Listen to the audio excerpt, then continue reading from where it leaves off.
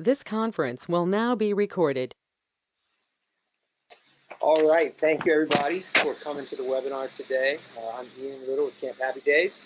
As my friend asked me to say, a few housekeeping things before we get started here. This webinar is going to be recorded, and you can find it on the COCA-YPL website and on the YouTube. This is being brought to you by the Young Professional Leaders Group of COCA. If you're interested in getting involved with that, be sure and shoot us an email. I'll put an email in there for you in the chat box. There are 15 days until conference, so that's exciting. I've muted everybody to start, and if you do want to speak, you can unmute yourself on the dashboard. If you have any questions or comments, put them in the chat box, and then I will relay those to you as the webinar goes on. But now, as first Halloween pun of the day, for no trick or treat, we have Jack Shot. You like that? And I like that. after graduating from the University of Pittsburgh with a degree in industrial engineering, Jack packed up his bags to hit the road with Laura. What they thought would be a month-long road trip turned into 3 years of living on the road, researching summer camps, and learning spaces. They made incredible friends, learned more than they could imagine, and found a talent for speaking and sharing ideas. After years on the road, Jack and Laura founded and now run Stomping Ground, help other organizations better to tell their story online, and continue to work with other camps to bring more kids to better camps. If you think Jack looks familiar, you recognize him from Fargo, and he did the Coca Academy. He also has done a webinar for us before, and he's an enthusiast of the state of Pennsylvania. And with that, I will turn it over to you, bud. Thanks, Ian. And I'm so happy to be with y'all today. Well, I'm like not with you. It'd be more fun if we were all together hanging out, but we're here now together in this like weird virtual world. I heard an interview a little while ago about this guy trying to explain how he would describe the internet to aliens. He was like, yeah, so everyone just like looks down at these like weird devices. The internet is the world inside there. And I'm happy to say that we get a chance every summer, all of us, to kind of set that world down and play together with kids and people in the real world. And that I think not enough time is spent being able to do that. So thank you all for all the work that you do to make that possible. And I'm excited to get started. So Ian told you a little bit about what I did, but he didn't tell you about this big mistake that we made. So 5 years ago, Laura and I decided we were going to start a camp, and we had this idea that we wanted to treat kids the way they wanted to be treated, which is a cool idea. Sure it is. And we decided and told everybody, kids, parents, staff, that we weren't going to have bedtimes. A lot of you probably just rolled your eyes and laughed at me. That's fine. We had a cool idea. We were going to have some staff that stayed up and some staff that blah. We had all these logistics worked out. And so the way it worked is we had 64 kids at camp for that first week. We rented a property in New Jersey. Like I know many of you are rental camps. And so you know how it is when you're in a new property, you're getting used to it, you're figuring some things out. And we had the kids do what we call embers in their cabins before like at the end of the night program. So they sat around, they talked about the highs and lows, or they did Rosebud Thorn, all those kind of like normal way to kind of close up the night. And then if you wanted to, you could head up to this activity center that was at this camp, and it had an indoor basketball court and some like kind of place to hang out, things like that. And it was the first night of camp, and I'd say 40 of the 64 kids came up to the activity center at like 9:30-ish, you know, when we were wrapping up camp. And we got up there and we were hanging out. We had the staff that were at camp were some of my best friends in the world because they had known that we were starting camp. So they were all trying to like make this dream possible for me and Laura. They were like, yeah, we can do this. Like, you know how awesome volunteers are that really care. Like these people cared so much. We have since not always had the best people at camp who care this much, but these folks couldn't have cared more. And so we're in this this big activity center. We're hanging out. We're getting up to stuff. It's like 9:30. It's cool. And then it's 10:30, I don't know, maybe still 40 kids are there-ish. At 11:30, we were down to 30 kids. All right, 10 kids are left. 12:30, 30 kids. 1:30, 30 kids. 2:30, 30 kids. So it's 2:30 in the morning, and Laura looks at me, and our staff are going around like zombies, trying so hard to care. And the kids are like having fun, but you can look around. There's like these 7-year-olds whose like eyes aren't bleeding, but like you could imagine they basically are. They're like zombies, like having fun, but having like all this FOMO about like if they go to bed, they're gonna miss out on something. It's kind of like my first day in college. Me and Ian Aston were talking about a second ago, and so we end up. Laura looks at me and she goes, "All right, Jack, like we got to go to bed. Like, how's this gonna work?" And Scott Arizella was there. You can ask him about it. He's going to be at your conference in a couple weeks. He was there because he was helping us start camp too. He had long since gone to bed. And Laura looks at me and she goes, "We got to put these kids to bed. Like, this isn't going to work." And I said, "Yeah. Good point. Good point." And you know how like if you're with somebody that's like more responsible than you can just like wait a second and you know they'll take care of whatever the problem is because they're just like better than you at everything. That's what I definitely did. So I just sat there silently for a second, like, yeah.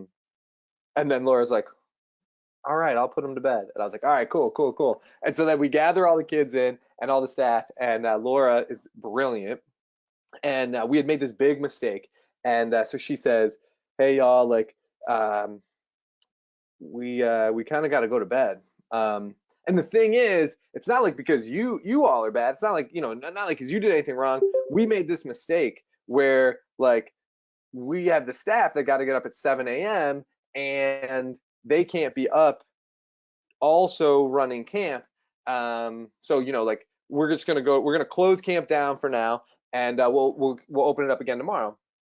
And basically all the kids except for one was like, "Yeah, cool. Like my parents would never let me stay up this late. Are you the dumbest people ever?" And they just kind of laughed at us. All these kids just laughed at us basically. And then they went to bed, no problem. And in the moment, Laura and I were just like, "Well, we failed. This is the worst thing ever. We are the worst." And that week was incredibly hard. I don't know if any of you have been at a first week of camp ever. But ours was a disaster in so many ways. The kids had a great time, but I thought I was going to pass out at pretty much every moment from not having thought of the things that I should have thought of and like just running around trying to make so many things happen. And so we had a bunch of problems, but it all kind of worked out. Like the kids had a great time, the staff had a great time, and this next summer will be our 6th summer of running the camp that's called Stomping Ground. Our logo is the one to your face. I think it's to your left. I don't understand if it's going to be mirrored. I don't exactly know how this computer works, but the kind of kid standing with the cape. And we will run. We're going to run our 6th summer, and we're in the process of purchasing a property and trying to kind of get this thing a permanent home. But the big thing that we learned in that moment was that mistakes, we don't want to make them intentionally, but a lot of times the big things that we're scared of aren't that big of a deal if we can just make sure that kids are safe, and that kids most of the time are willing to forgive us, and in a lot of ways we're modeling like really awesome behavior when we can look kids in the eye and be like, "Yeah, we made the mistake. Like I did as the grown-up." I feel like I can't remember a time when I was a kid that a grown-up said to me, "Hi, I made the mistake and I'm sorry." And maybe that's just because I have a weird childhood, but I think that most kids don't hear that most of the time. And so that freed us up, and not in that moment because we were terrified that first summer because we just were running around like chickens with our heads cut off. We were terrified, but it gave us a chance to reflect afterward and say, well, we're not going to make that big of a mistake again, probably. Like we're always going to have bedtimes in the future. And so what kind of little things can we try? And that's pushed us to be willing to try and innovate and try things that are different and change them in the moment. Like when we realize that the schedule isn't quite working, let's just change it and let's do something different. So the first 5 weeks of Stomping Ground ever existing, we never had the same schedule the next week. We would change it from what was going on in the morning, so that everything changed every time because we realized that we were making mistakes. So now I run Stomping Ground, which is a camp where we try and inspire the next generation of radically empathetic decision makers. It's a mouthful for basically saying we try and give kids a chance to make decisions, mess up, and then work through those decisions in a restorative way, or work through those conflicts that come from making decisions in a restorative way. And last summer we had about 150 kids a week for 6 weeks, and next summer we're hopefully going to run for 8 weeks and see what happens. I also help run what's called the Summer Camp Society with Sarah Kurtz McKinnon, and Kurtz will also be with you in Louisville in a couple of weeks. So say hi and tell her that I said hi. And the Summer Camp Society is basically a bunch of online and in-person stuff where we try and help camps do more awesome stuff. And the kind of like flagship part of that is an online kind of cohort of camp directors from across the country that meet online in small groups, and then we meet for 1 3-day kind of retreat, trying to build connections and kind of inspire each other by sharing the best stuff that we're doing and kind of working through a little curriculum that Kurtz put together. And Kurtz is awesome, and you'll meet her in a couple weeks, so I won't tell you more about her. I want to talk about basically, I came to Aston with a couple of different ideas about what might be a fun webinar to do. I had these like ideas about recruiting staff and doing this other stuff and blah, blah, blah. And he just kind of looked at me and said, yeah, will you just like come and talk about some stuff that you're really excited about, and we'll just like get excited with you and we'll have some fun.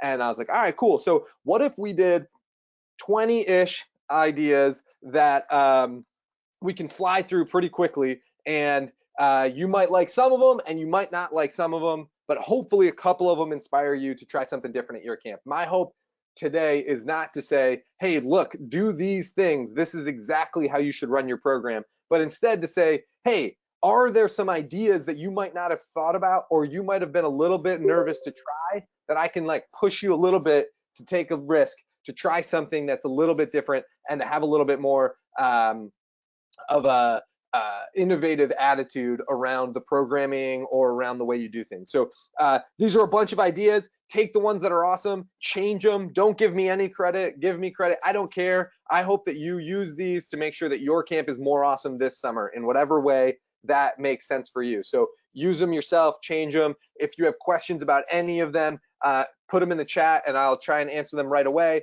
or send me an email, or whatever makes sense to try and make sure that you can do the most awesome stuff this summer. That's what I want to happen. I don't care about any of the other stuff, and I don't care about getting credit or blah, blah, blah, any of that stuff. Just do awesome stuff, change the stuff, make it work for you. Some of this stuff I definitely have written up in kind of longer form stuff. Some of it is this stuff that we tried this summer, and we're still trying to kind of figure out how we're going to push them forward. So let's just get into it. I've got, we're going to talk about programming. We're going to talk about some staffing stuff.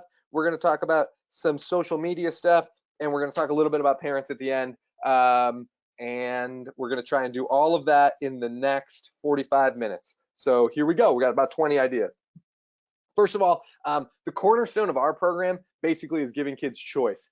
And I found that giving kids choice isn't always what you need to do in every situation, and every camp is different.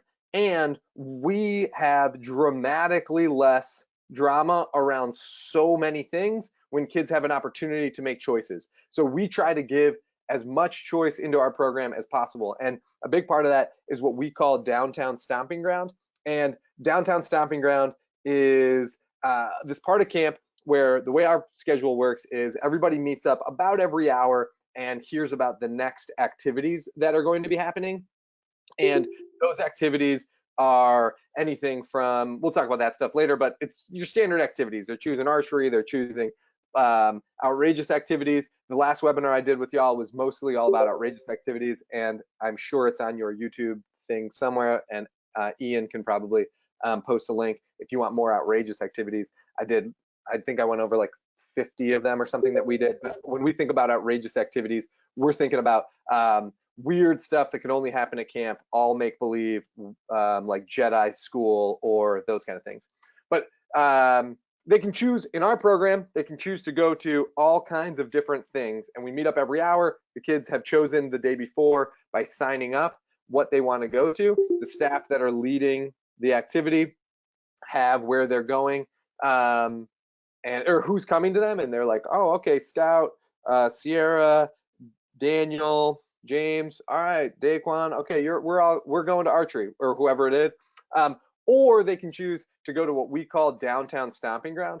And downtown stomping ground has the Grove, which is hammocks like this. It has Gaga like that.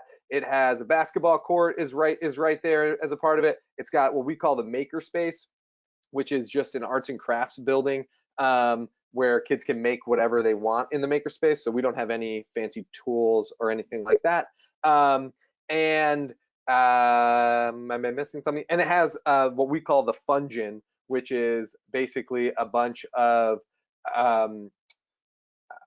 magic cards and board games and Legos. It's kind of like a cool basement that kids would like hang out in, but it's just in a cabin. It's not in a basement. And it also has an adventure playground. We're going to see that in a second. And so anyway, downtown stomping ground is the quad of camp. It's the free play area, free time. They can come out and hang at different times. And my suggestion here is pushing you to say, hey, could there be some times where you could add some kind of downtown stomping ground style thing to your camp, downtown sunshine, downtown whatever it might be. In downtown stomping ground, there's the adventure playground. The adventure playground is, adventure playgrounds are these ideas that we took from Europe. There's one on Governor's Island in New York, and there's one in the Bay Area that Laura and I visited on our trip. And basically, there are a bunch of tools and hammers, nails, saws, and wood that kids can build things out of. And it ends up looking like something like this with a bunch of junk wood and things like that. You can see, oh, that is what happens when I move things. Okay, wait 1 second. We're back. You can see the rules for our adventure playground are there. Wear closed-toed shoes, create things, don't cut down trees, no throwing, and put tools back in the box. So we open it sometimes and kids can go in and kind of get up to their own stuff. I'll post, I had a plan to play some videos here, but I was nervous about the technology not working. So I'll post a video about downtown stomping ground and about adventure playgrounds, or I'll send them to Ian and Aston and they'll figure out how to send them all to you so you can see those kind of things about what happens in those spaces if you're more interested in them. What else we got? So yeah, these are kids hanging out in downtowns, or in the adventure playgrounds, as part of downtown stomping ground, building stuff, making things, kind of getting up to stuff. I mentioned outrageous activities a second ago, but I wanted to touch on them if you hadn't seen any of the stuff that we did before. Outrageous activities are basically a time where kids opt in to go on some form of make-believe adventure. This one is hot dog school. I don't exactly know what happened during hot dog school, but they wore a bunch of costumes and went around and pretended to be hot dogs in some way. The way that outrageous activities work for us basically is they tend to work in the same way. And they start by kids getting in costumes, going on some form of walk to a specific place, doing some form of like kind of slightly strange activity, but mostly just it's a normal activity that's themed a little bit weird. So I think in this situation, they're throwing wet sponges at a piece of butcher paper and trying to break through it. But they're doing it with funny accents as if they were hot dogs, because of course hot dogs have funny accents. And then they go to another place and do the same thing. And what we try and do is give our staff a little sandbox to play in that they can use to create these kind of fun and silly opportunities. And the way that works is we say, we're going to do an outrageous activity. Y'all have, you're going to get on the schedule for an outrageous activity, make something up, be silly. So if the people are not that confident in that idea, we sit with them and try and come up with what would be like a weird thing. What are you into? What do you want to try? And most of the time, it turns out by the end of the summer that not everybody runs outrageous activities, because we have some staff that are great. Like, this is Casey. He's so silly and funny and energetic and loud, and he's great at outrageous activities. And we have other staff who are incredible staff who just aren't that gregarious. They don't kind of command the kind of attention in a silly way that Casey might. And they're great at a lot of other things, but we just won't put them on outrageous activities. So that's kind of outrageous activities. Another wackadoo little thing we do that you might have seen other folks do is we call them shaving cream wars. And basically, we mark off the soccer field and say, when you're inside these cones, we're going to have shaving cream going on. And the staff get bottles of shaving cream, fill up kids' hands. We play a lot of music and have a big dance party where kids have shaving cream. They go around and put it on each other and kind of do each other's hair and things like that. Our rules for shaving cream war are basically, if you're in the shaving cream war zone, you're consenting to getting shaving cream put on you. Don't put it in anyone's eyes or mouth or nose, so stay away from the face, basically. And don't, if you're going to be a part of shaving cream, you got to get cleaned off before going and doing other stuff. And we usually have like Gaga going and the Grove, which is right there, where kids can hang out if they don't want to be a part of the shaving cream war. Then we play a bunch of music, and then they get rinsed off, and then shower after that. Am I missing anything about shaving cream wars? I don't think so. Going this fast, I forget things. So if I miss something, just like stop me. I'm going to try and keep going fast, because I think that the speed helps us kind of fly through this stuff and doesn't waste your time. But I also know that going this fast, it can be confusing. So please, if you have questions, just go, hey, Jack, slow down. Give me something here. One of the easiest things that I would do to any program that I was running would be to add a costume room that kids can go into a place that is pretty central to camp. So the way that we do it is we just have a costume room where there's a bunch of costumes hanging up, and we always have in there tempera paint with shampoo. So I don't know how many of y'all do this, but if you mix tempera paint and shampoo, it comes off of any face or arms or whatever a lot easier. And so in our costume room, we keep paint and kids never go into the costume room without staff or anything like that. So they're never unsupervised in there to kind of like create a mess. It gets messy, but it's usually messy because of the staff. But have a costume room, they're incredible. And at the end of every night, we do a big night program, and many of you probably do something similar, but I just wanted to talk about a couple of the ones that we do to and maybe inspire some thoughts. This one is a really simple casino night. We keep in a box in our dining hall, we keep a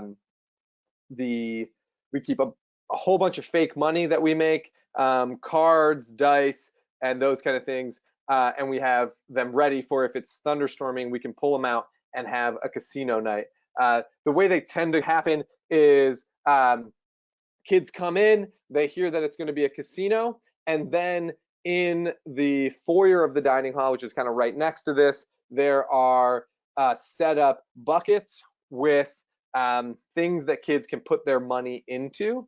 And so they go around and they play casino games. We rig all the casino games, so essentially kids are going to win more money, and then they can take their money and put it into buckets. Those buckets sometimes they have like all camp pizza party. Sometimes it's the bucket that has the most money in it wins the prize, and sometimes it's like a this or that. And so there'll be two buckets next to each other. One is throw Jack in the lake, one is throw Laura in the lake. and kids can bet which one they want to do. We always, of course, ask staff if we're going to do something goofy, like throw them in the lake, beforehand. But then kids go around, make some money in the casino, and then they can bet, or they can invest their money in what they want to do. And that's about casinos. Well, one of the things we started doing with these is we have 12 passenger vans that we use on site, and so sometimes we have a secret thing going on at a different location, and kids can earn a little ticket to be able to go into the van and then get taken up to a different building. So they're still inside the whole time, but they can go to a different building where there's like free lemonade or kind of something else silly going on in it with a different theme. And that's how we do casino nights. This is a picture of a game called Fortress, and I have this room map, so if you just send me an email, or maybe send you there. But the way forward works is to get into about it could, for us, we choose not to do my thing stop working. We choose not to do it by cabin, but absolutely it could go by cabin. What's going on? Sorry, technical difficulties. We choose not to go by cabin, but you absolutely could go by cabin. And as a cabin group or a group of people, you go around and you get a bucket of sponges and a backpack, and you wear a sash of a different color. And there's 3 different colors, and on each different colored team, there might be 3 to 6 different groups that are green, blue, red, whatever it might be. And if you encounter a group of a different color, you can battle them. And if you defeat them in a battle, you get to take what is in their backpack. And the goal is to go around and collect as many tennis balls as possible and bring them back to your central bank. And we keep the bank in the same spot, so everybody comes back to the same spot. And we throw tennis balls all over camp. Kids go in their groups. They have to stay as a group. They go around and collect the tennis balls and put them in their backpack and bring them back to the center and dump them. The battle looks like this. The counselor that's leading each group would yell, "Battle Maggie." That's Maggie squatting right there with the flowers painted on her face. "Battle Maggie." And then those 2 would battle. And the way battles work is you have the wet sponges and you throw them at each other just like dodgeball, but without like kind of that center line. You can kind of go as much as you want around the outside. And if you get hit by a sponge, you take a knee. The last team with someone standing gets everybody's tennis balls. What am I missing? That's all the things that are true about Fortress. The 3 things about that are kind of other things. Balls are free if you call your local tennis club. Almost all of them are just giving away tennis balls all the time, because you can only use tennis balls for serious tennis a few times before they have to get thrown away. And so they have tons of them, and they're looking for reasons to give them to nonprofits or other things. So call them up. You can get free tennis balls. We use tennis balls as a million things in a million games, because we have, I don't know, 10,000 of them at this point. 2, we use a ton of grout sponges to do instead of water balloons and other things, and we use them for a ton of programming. And what we do is we buy grout sponges from Home Depot or Amazon, and I bet that there's hardware stores that would donate them to us, but we haven't found them yet. And grout sponges come maybe 8 inches by 6 inches, something like that, and we cut them up into about 8 sponges, 6 to 8 sponges, depending on who does the cutting. And then we use those little fist size sponges to throw and use for a million things. And then the same thing is true of all of those sashes that you see kids wearing wrapped around their head or over their around their body.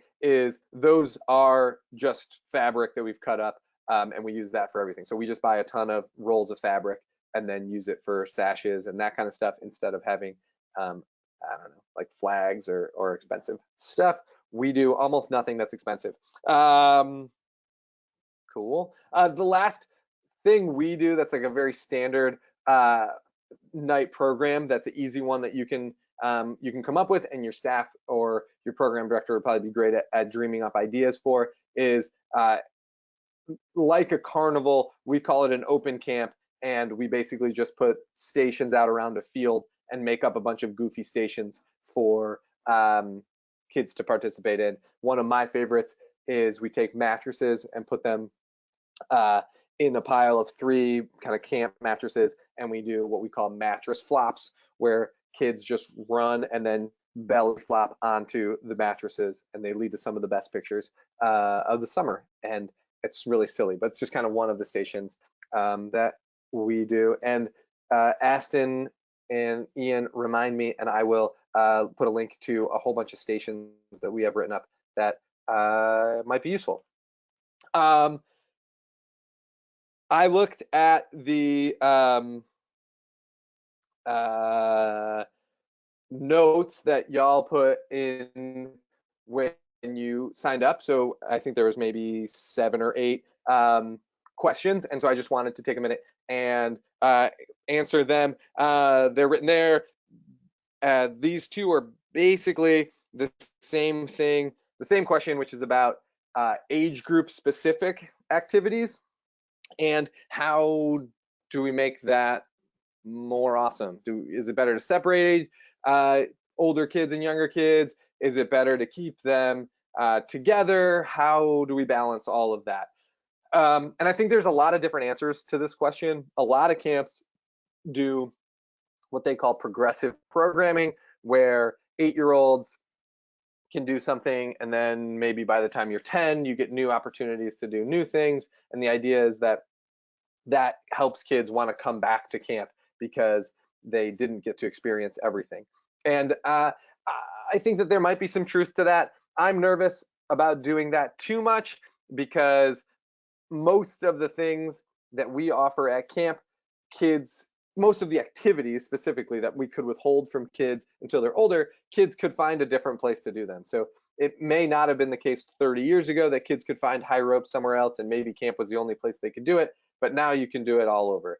And so I think, kind of like iTunes killed the album in many ways, I'm afraid of having too much progressive programming, because I think kids can find all of that spunk in a different place.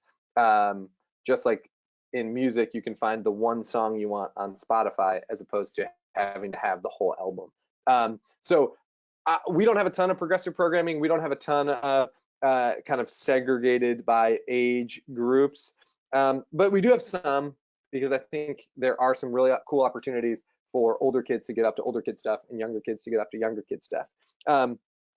And before we get into that, I want to say, kind of from a philosophical standpoint, with this kind of stuff, I think there's a ton of opportunity for older kids to learn from younger kids by being their leader and by being their mentor, and a really cool opportunity for younger kids to learn from older kids, where we are old enough and kind of different enough from young kids that we may seem unattainable to them, or we might not seem cool. Whereas like a 3rd grader hanging out with a 7th grader has so much respect for them in so many ways, because they're like, oh my gosh, you're almost like me, but you're kind of still cool. You're like amazing. And you all know that about watching your younger kids look up to the older kids at camp, and you kind of look at some of the older kids and you're like, those kids don't seem that cool. But the younger kids don't know that, and they love them so much, right? So finding ways to have some of that mixed age, whether it's playing basketball or soccer, or doing more specific like buddy programming, I think is really powerful.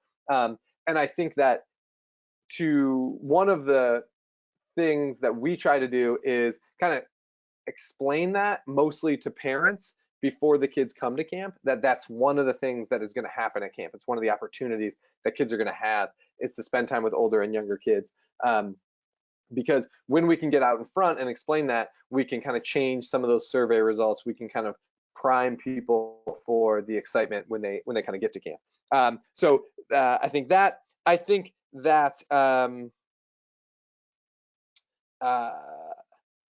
we try another opportunity that is available for teens at camp is to start to be leaders of different kind of programs. So can we get 13 to 15-year-olds to play the zombies in a program where they're just kind of running around and tagging kids? And can we hype them up around that being an exciting activity? So they're still doing the activity that everybody's doing, but we've kind of changed their role in it a little bit so that more people are kind of involved in it. Where else am I? I think that the big question here is when we think about different age groups, we can think about the activity that's happening and who might not be that excited about it. So for us, Fortress that I just explained, older kids tend to love, some younger kids get overwhelmed by.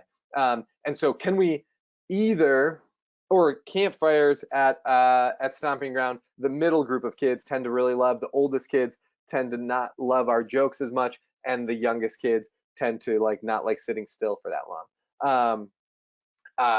And then counselor hunts, which are what we do for counselor hunts, is very similar to Fortress. Is there's a group of kids that go around looking for counselors that are dressed in a specific theme all over camp. So kids are supervised the whole time. I think kind of the classic counselor hunt, like from the 80s, is like kids just go out and try and find counselors. We don't do anything where kids aren't supervised, so that doesn't work for us. New York State would have us shut down if we did. So kind of being supervised, but being able to go find counselors who are dressed up in silly costumes tends to be more fun for younger kids. And so when we think about these kind of age segregated programs, or if we're going to do all camp programming, what does that look like? Is do we want to change the program to be better for the different age groups? So what can we do in Fortress to make it more accessible for younger kids? Can we have maybe an extra counselor with the younger kids and one less counselor with the older kids?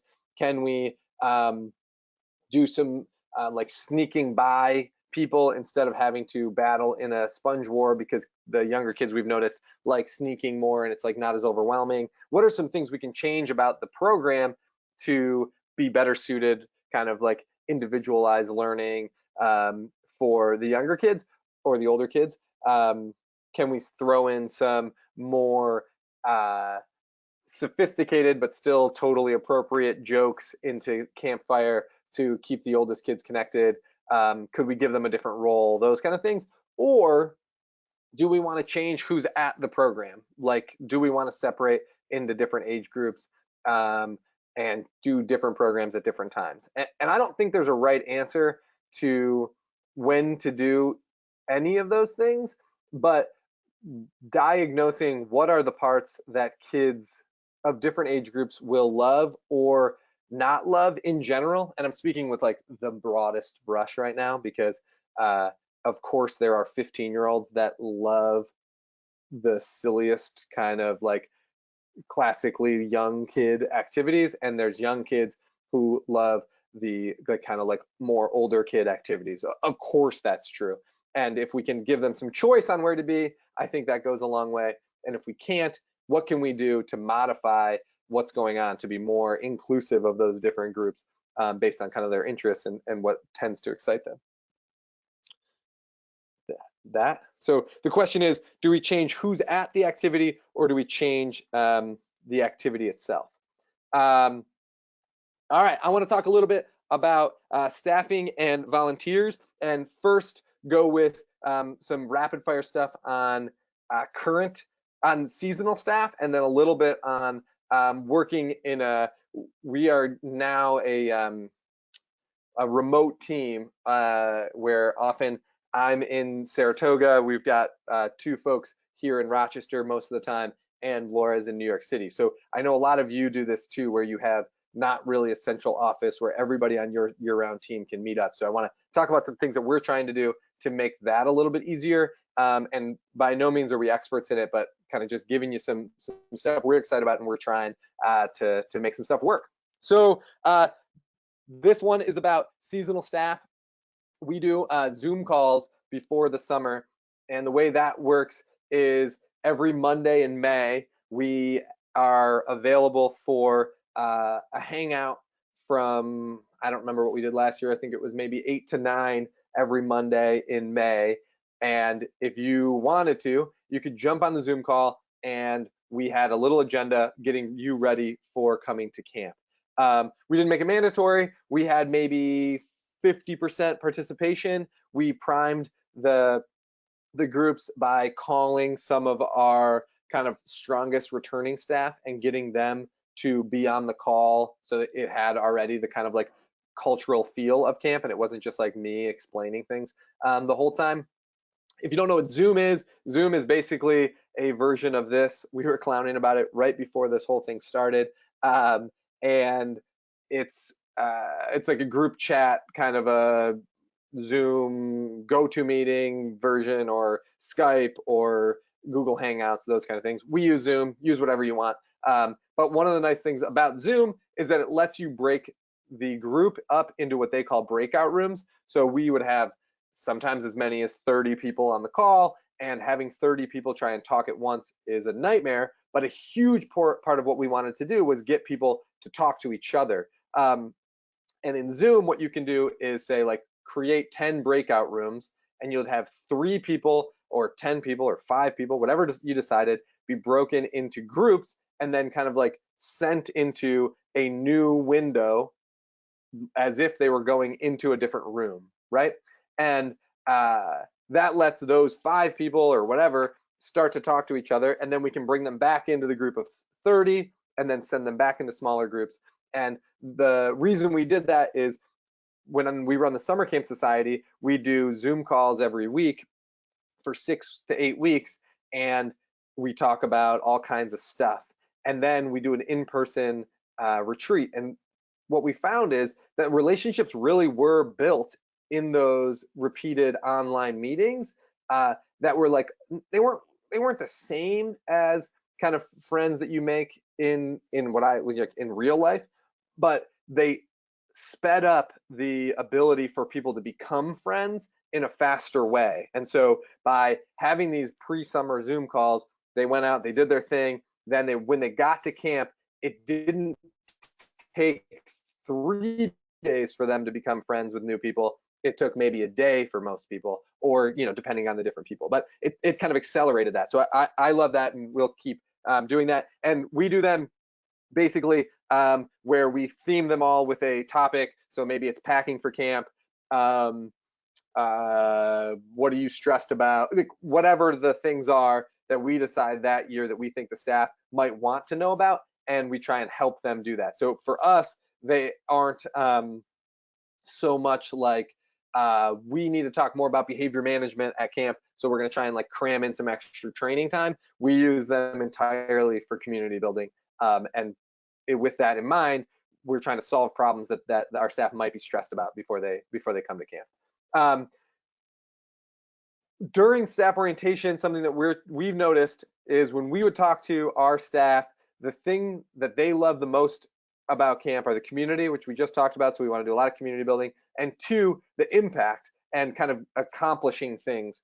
And I think that most of our volunteers come to camp because they want to make a difference. And then they get there, and during staff orientation, the huge chunk of it, whether it's a week or 3 days, or we've done anything from 3 days of orientation to 10 days of orientation, depending on the year.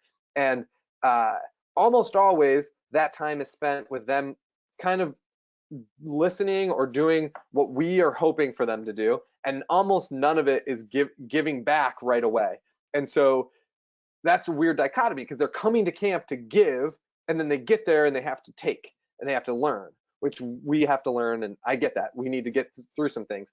But can we give them jobs early to help them start to fill that like competence bucket, to be motivated? We love the theory of motivation. That's the self-determination theory, and that's that people are motivated when they are autonomous, they feel like they belong, and they feel competent. So can we fill that competent bucket by giving them jobs early? So we let people sign up before they get to camp to be the DJ for the day. So they walk around with a speaker and they play that in between sessions, to help with dishes, to these people are learning the camp song so they can teach it to people later. Can we give them those jobs early? And then can we give them choice in the activities that they're going to, or the learning that they're going to?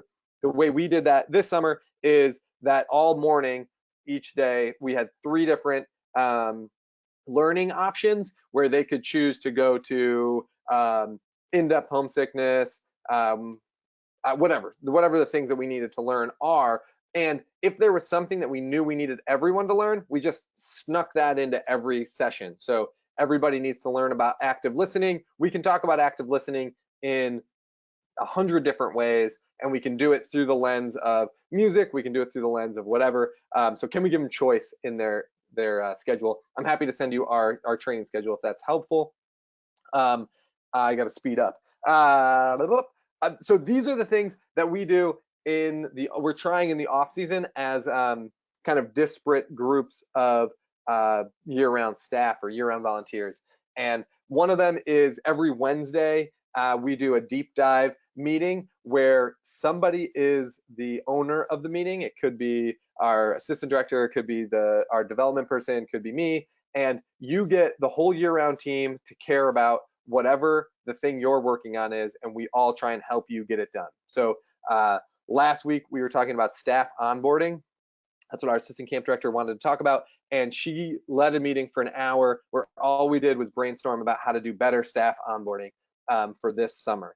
And next week we're going to talk about running our annual appeal, because that's what our development director wants us to talk about. They run the meeting, they get our input for an hour. There's no updates about like, hey, let me tell you about what happened with this meeting or how we're trying to do this. It's all about one project. How can we drive that one project forward? And a different person runs it every week.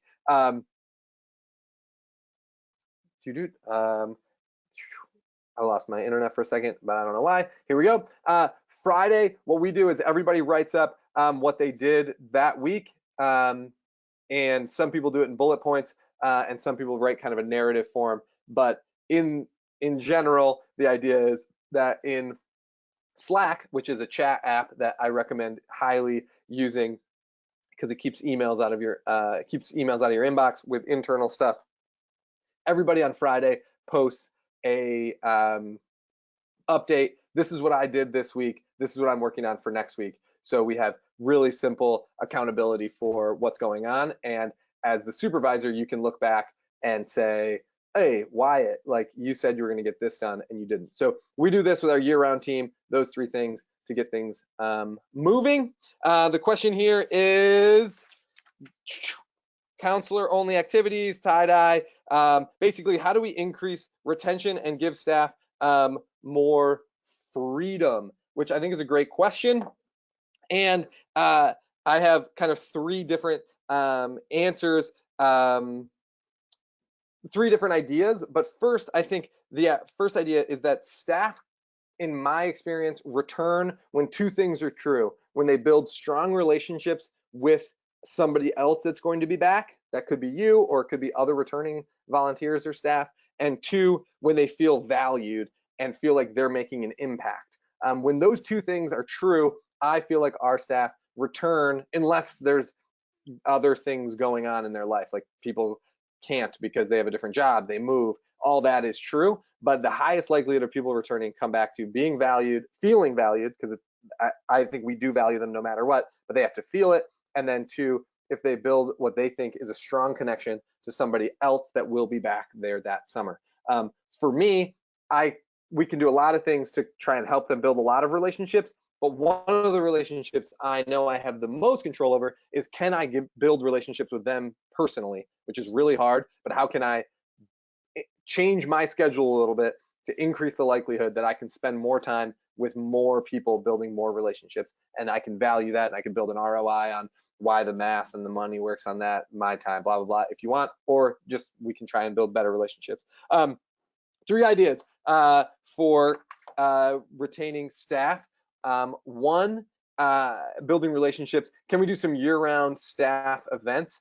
A couple of easy ones that we do that are also really value added is, can they help us run some events that we're doing, or can I ask them to help us make videos? So we just create random events in our little hometown where a bunch of our staff are from to make a video. Then we use that video on social media or whatever, but it gives an excuse for people to get together, and it gives us value. So make some videos, go to Sky Zone.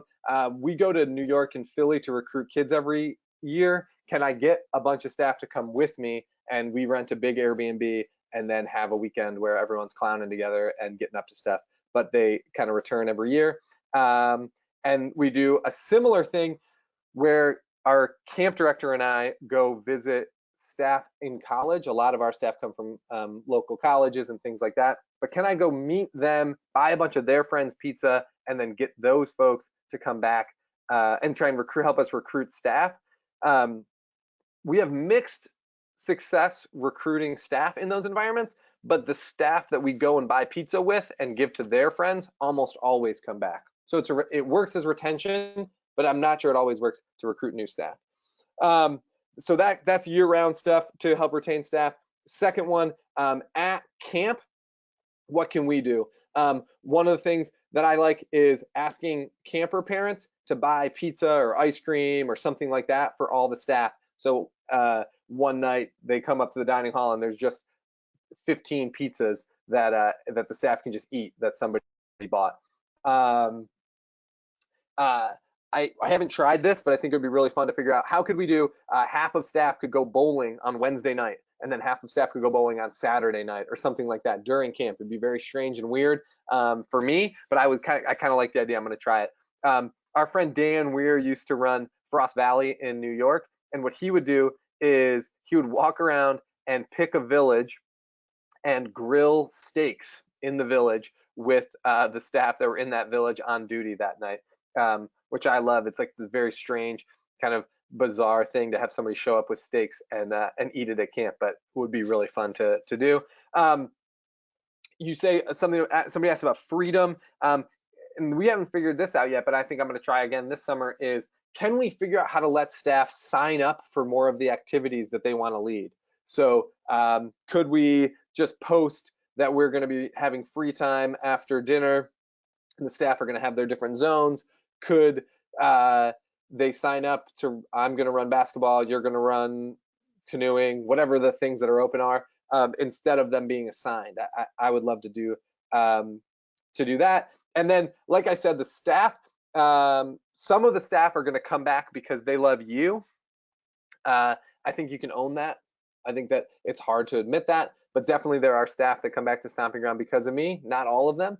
And it's not entirely because of me, but if there are some that's true for, can I help that happen more? And so can I do stuff that I love? So I really like playing basketball at camp. Can I put together a basketball game that the staff that like playing basketball can come play basketball with me? And this is like a different approach than a lot of this is like a little bit of a different approach than this first one, which is like, can we buy pizza for everyone? Can we kind of give the same experience to everyone? And instead think about, can my whole leadership team work on a few different things to reach as many staff as possible in a kind of more individualized way? So Laura, who I run camp with, hates basketball. She would never play basketball with the staff, but she helps them do tie-dye. She does kind of more art focused stuff with them that can build a relationship. And Clee, who helped us run camp, is really big into dance. So she leads like some dance stuff with people or makes up dances with staff. Can we think about, can I try and reach almost all of staff or all of staff in different ways as opposed to the same kind of like, I'm going to do one thing and have it reach everyone. Okay, last thing about recruiting staff, and I learned this from our friend Sylvia, and it's going to sound silly, but basically give them stuff. Can I write them notes? Can I buy really simple gifts? Can I send them a picture of them playing with kids at camp during the off season? Can I send their parents, if your staff are younger-ish, thank you cards for how awesome their kids are? There's kids who are my staff. But can I give them things? I love getting mail. A lot of people don't get much snail mail besides bills. And so can we give them things during the rest of the year, or even at camp. It feels so good to get a note, and I sometimes undervalue the ability. I undervalue me just writing a quick note to my staff, to an individual on my staff. Hey, Dylan, I loved seeing you do whatever. I think those little things, again, like very individualized approach as opposed to like a sweeping, everybody gets the same thing kind of style. Right. I want to talk about social media. Ian, how am I doing on time? We're gonna fly here. Okay, social media. I think social media is the new way to talk about word of mouth, and it's the best way to recruit camper staff and medium to small donors. We do a day of giving every year where we make a bunch of videos and ask everyone to donate money on the same day, as opposed to doing like a long campaign during the year. You can see our day of giving from last year. It was June 1st. We'll do another one this year. But we stole it from colleges. So if you search day of giving fundraiser online, you'll see a million resources for how colleges are doing it. And it works really well to leverage social media to bring in some money. We run a staff appreciation week every year. We're big on weeks or days or specific like events online, as opposed to kind of like every Monday we post the same thing, or trying to build that kind of a plan. I find that if we can have an event going, it's better to almost post nothing for a week and then post a bunch of stuff the next week, as opposed to kind of trying to have like the same drip come out all the time. So staff appreciation week, or we're going to run a restorative justice week in a few weeks. When we want to market a specific program, we'll do that for a week. Every day, a video comes out, a blog post comes out, something like that. We do a lot of letting our staff take over our Instagram stories. That stories are big right now, blah, blah, blah. We make a lot of vlogs when we go places. This is one of the lowest hanging fruits I think that you probably have, which is if you watch a handful of vlogs on YouTube, you can have like an understanding of the style of how it works, so you can record some of it. And then what we do is when we go to a conference or we have an event, we nominate one of our staff to run the vlog, and they record everything, and we send them to another one of our seasonal staff who didn't work with us last summer but still does this for us, and she makes a video for us for like $50, and then we post that, and it kind of personalizes what camp is kind of like. And a lot of this is that the key to social media in 2019, in my opinion, is just content, and not worrying about like trying to have like specific memes or things like that, but can we create things that people will think are interesting? So can we write blog posts about what we care about at camp and who we are? Can we make vlogs that are fun and interesting? And can we do it in a way that doesn't take us too much time? Because I don't have the time to dream up really cool ideas all the time, but can I document what's happening as opposed to creating what's happening? And the last thing about social media that I want to say is, can we get more photographers and videographers to camp? In particular, the thing about camp is that it's basically a music festival or a wedding or those kind of things. So can we get more people to document it so we can do a better job of telling those stories later? We only have a week or 2 weeks or whatever to capture everything, to be able to share that for the rest of the year. That is what I wanted to talk about today. That's about 20 things that are kooky and silly that we do at our camp that might be useful to y'all. Like I said at the beginning, I am 1000% available to talk or share some ideas. If you need anything, just email me or text me and we can make this happen. Thank y'all so much. I love what y'all do, and I wish I was going to be in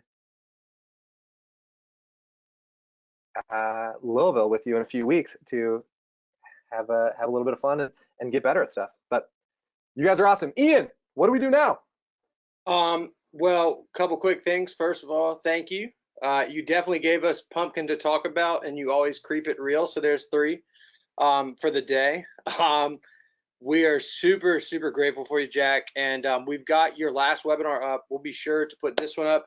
There's our social media. We have linked to this in the chat, and we've also got the form for evaluations of this. And we are super excited. Conference is in 15 days. Make sure you are registered, and we will see you soon. And we'll make sure to get all the information that Jack talked to you about today available. So awesome. Thank you, man.